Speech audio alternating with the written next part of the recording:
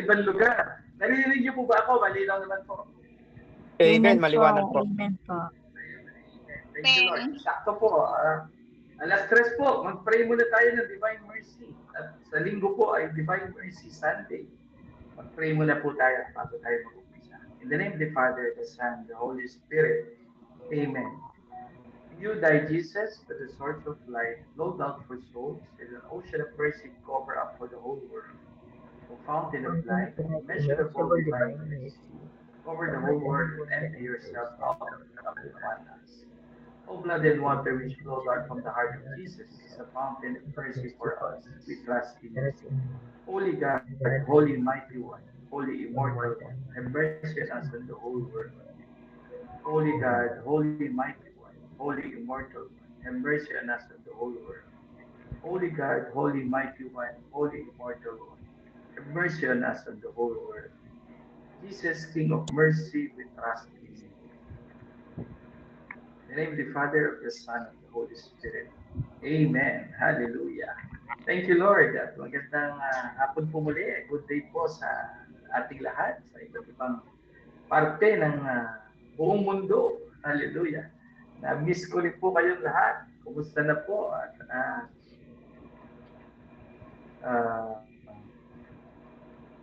happy Easter season.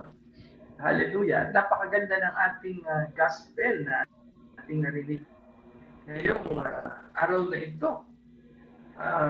Maganda. Masasabi natin maganda, pero parang malungkot ang umpisa, no? Bakit ba sinasabi ko na malungkot? Bumalik sa pangingisda. Sila Peter at yung mga kasama niya, mga disciples. Bakit malungkot yung bumalik sila sa pangingisda? Di ba, nung umpisa, sabi niya, I'm going fishing. Sama ba kayo? Parang gusto niyang tanungin yung mga kasamahan niyang disciples. Sasama kayo? Bakit ba bumalik sa pangingisda si Saint Peter? At bakit inaya niya? O bakit niya minention pa? Hindi na lang niya sinikreto siguro na ako na lang babalik mag-isa. Lahat kasi sila, ano ba tawag doon? Maybe they are in the season of, or in the condition of being confused, being uncertain, and maybe they are so unsure of the next step on the things that they will be doing. Kaya gusto niya nang bumalik sa pangingisda, siguro, si Peter, parang nawala na ng pag-asa. Parang siguro, di ba, nangyari na ba sa inyo yan? Tayo, di ba, na, ayoko na, ano ba nangyayari? Nangyari na ba sa inyo yun? Ako, sorry po. Pasensya na kayo at ako po ay nasa out of town ngayon. Nasa Santiago, Isabela po ngayon. Wala po. Isa lang ang device kong baon. At ako ay sumakay lang ng bus. Hallelujah. Ayun. Being uncertain or yan, parang wala na ng pag-asa si Peter. Kaya siguro, babalik na lang ako sa dati kong ginagawa. Sabi ko nga sa inyo kanina. Nangyari na ba sa inyo yun? Or baka nangyayari yun ngayon sa iyong buhay? Na ano? Wala naman. Ito ang aking pagkatid. Prayer meeting, wala naman nangyayari. Siguro gano'n. Baka. I do not know. Gano'n si Peter. Kaya siya, gusto na niyang bumalik. Hindi naman natin masisisi si Peter, di ba? Si Saint Peter. Bakit di natin masisisi? Isipin mo nga naman, di ba? Kasama niya si Lord. At ang daming himalang nangyari, di ba? Ang daming taong pinagaling, pati patay na buhay, di ba? Mga may sakit, naku, Diyos ko, ang daming pinagaling. Siguro, kung ako yung si Peter, baka ganun din naman na mangyayari sa akin. Ano nangyari? Anak ng Diyos, tagapagligtas, ang daming pinagaling, ang daming binuhay, ang daming milagro. And yet, sarili niya wala siya nagawa. Sarili niya hindi niya nailigtas. Siguro kaya ganun na lang ang nangyari kay Peter. Na sabi ko nga sa inyo, kung siguro tayo rin, di ba? Parang, ano klase yan? Siya ang magliligtas. Tapos di niya nailigtas siya kanya sarili. Kaya gano'n na lang na sabi niya, babalik na lang ako. Wala naman nangyari. 3 taon ko nakasama yung sinasabing Diyos na yan. Wala naman nangyari. Babalik na lang sa pangingisda. So, hindi natin masisisi si Peter. Di ba? Kaya nung inaya niya, di ba? Inaya na lang niya yung mga kasamahan niyang disciples. Sabi ko sa inyo kanina, maybe nangyari na rin sa atin or baka nangyayari sa iyo ngayon yan na wala namang nangyayari. Ano nangyari? Sige, tuloy natin yung kwento. Si Peter sige, sumama yung mga disciples. At ano nangyari? Walang huli. As in, wala silang huli. Naku, parang isipin siguro ni Peter, ano ba naman, wala naman palang huli. Ano na mangyayari sa buhay ko? Di ba?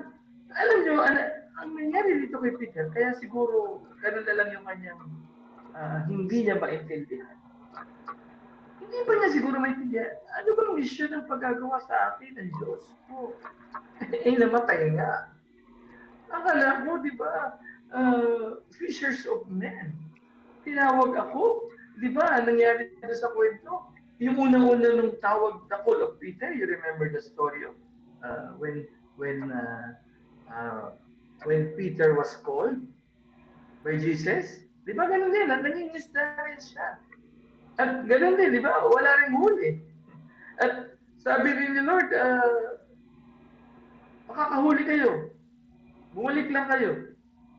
Di ba? Ganun-ganun na nangyari. Dito sa senaryo na to. May second pangyayari. Hallelujah. Si Peter ay, sabi nga natin kanina, hindi siya sure ano nang gagawin niya. Lalo na ngayon sa condition na ito, na kaya gusto na niyang bumalik doon sa dati niyang gawain. Ano ba? Bakit ba gusto niyang bumalik sa dating gawain? Yung dating gawain niya kasi parang nandun na siya sa comfort zone. Comfort zone na, okay, ito din yung usual kong ginagawa.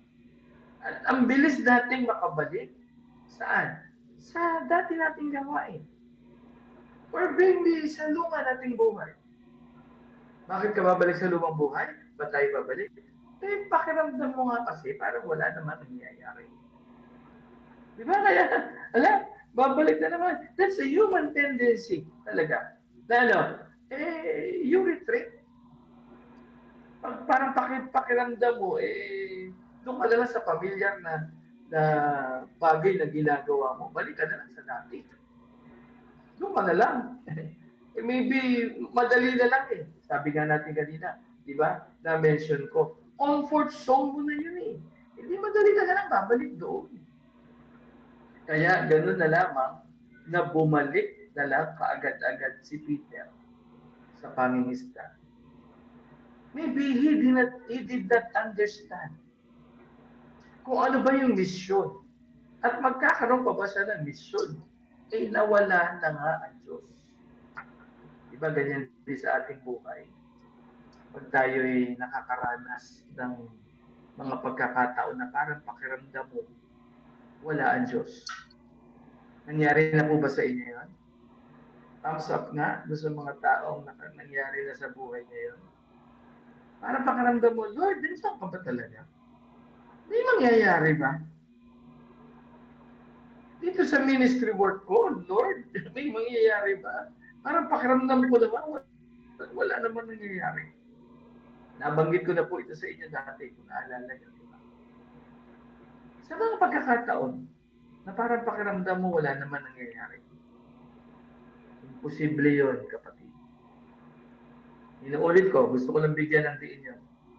Imposibleng walang mangyayari or walang nangyayari sa mga ginagawa natin.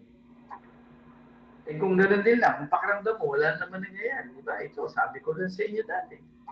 Huwag na lang tayo magganito, Friends of the Bar. Huwag na lang tayo magganitong gathering on this Google Meet. Huwag na lang. wala naman pala nangyayari. Pero teka lang. Di ba sabi ko nga sa inyo kanina, imposible na walang nangyayari. At imposibleng walang mangyayari. Bakit?